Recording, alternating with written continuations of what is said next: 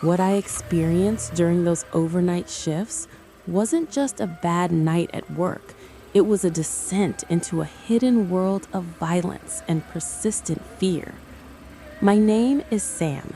Years ago, I worked the graveyard shift at a remote 24-hour service station. This was a different time when comprehensive security was a luxury, not a standard. Our owner was more concerned with pinching pennies than protecting his employees. Honestly, the hardest part of the job was dealing with his forgetful, repetitive nature. But the work itself was simple. From 11 p.m. to 7 a.m., it was just me and the empty roads. Most nights, the only sound was the low electric hum of the lights. One weeknight, deep into that silent stretch, the door's chime shattered the quiet. A man walked in. He was tall, solidly built, maybe in his 30s, but my brain stuttered to a halt when it processed the rest. He was drenched, head to toe, in a dark, wet substance. The sheer volume of it was unreal, like a scene from a movie. But this was no special effect. It was blood. That much was viscerally clear.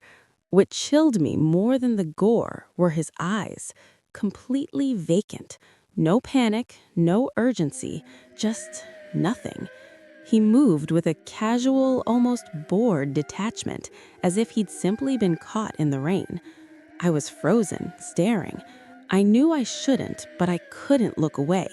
He noticed, of course, and then he smiled. In a calm, flat voice, he said, "Don't be alarmed, it isn't mine," as if that was supposed to be reassuring. My internal sirens were screaming that I was standing feet from a killer. Every instinct told me to play normal. I gave a weak nod and pretended to look at my magazine. I watched from my periphery as he picked out a few items, came to the counter, and paid in cash. The transaction was eerily mundane. The door chimed again as he left. The moment I heard an engine start outside, I grabbed the phone and dialed 911. I was hurriedly describing the man to the dispatcher when the chime sounded a third time. I looked up. It was him, and the emptiness in his eyes had been replaced with a razor-sharp fury. He'd seen me through the window. He knew. He stormed the counter, demanding to know if I'd called the police. My denials were useless. His rage erupted. Before I could react, he vaulted over the counter and was on me. We crashed to the floor. His hands were around my throat. I was fighting, scratching, biting, pure survival. I could feel that cold, coppery blood smearing across my skin. In a moment of sheer desperation, I gasped out that I had a gun. It was a blind bluff, but he hesitated. He scrambled off me, bolted out the door, and was gone. The police arrived to find me bruised and shaken on the floor. They searched, but found nothing. No news reports, no closure, just silence. I told myself it was a random, horrific anomaly. I needed the job, so I went back. How could anything that intense ever happen twice? Months later, another slow night, a man entered who didn't belong. He wore an immaculate, expensive-looking suit, completely out of place in our dingy little station. He didn't browse, he walked straight to me, fixed me with a cold stare, and without a word, placed a photograph on the counter. My heart stopped. It was him, the man from that bloody night. The image was grainy, but the face was unmistakable.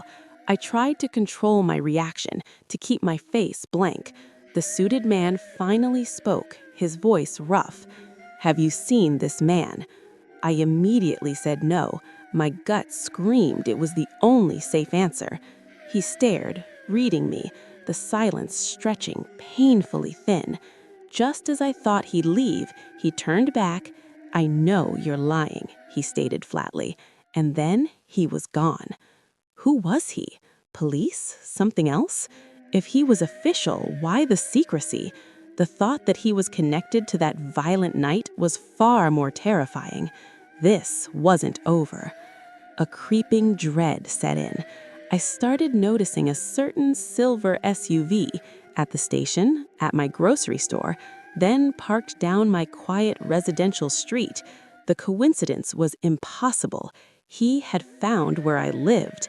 I was alone, exposed, and paralyzed with indecision. I foolishly hoped if I ignored it, it would stop. Weeks later, I was jolted awake by the sound of shattering glass. Adrenaline took over. I grabbed a bat and stormed into my living room. No intruder, just a single fist-sized rock sitting amid the broken window pane. No note was needed. The message was clear. That was my breaking point. I quit the next day. I found a new apartment in another town and eventually moved states away. The physical attack was terrifying, but the stalking, the calculated, silent intimidation, that haunted me. True fear isn't a moment of violence, but the silence that follows you home.